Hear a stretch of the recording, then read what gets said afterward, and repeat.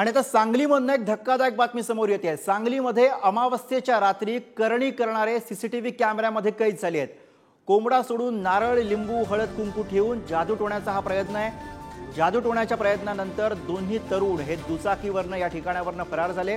या दोन्ही तरुणांवरती कारवाईची नागरिकांकडून आता मागणी जोर धरू लागली आहे।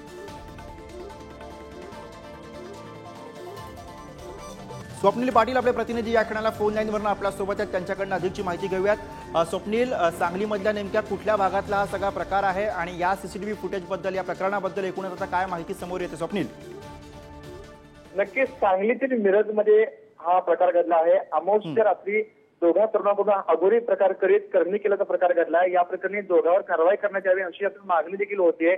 मिरजेतील जुना बुधगाव रस्त्यावर अमावस्येच्या मध्यरात्री दोघे तरुण हे दुचाकीवरून आले। यावेळी त्यांनी कोंबडा कापून नारळ, लिंबू, हळद, कुंकू ठेवून जादूटोणा करण्याचा प्रयत्न केला। त्यानंतर दोघा तरुणांनी दुचाकीवरून तिथून पसार झाले।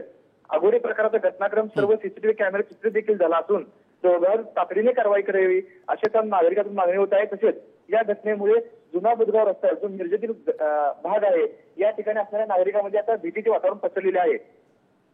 धन्यवाद स्वप्नील सविस्तर माहितीसाठी।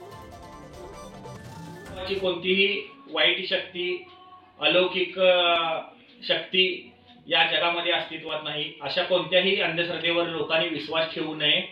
अशा प्रकारची अंधश्रद्धा पसरवणं हा जादूटोणा विरोधी कायद्यानुसार गुन्हा आहे।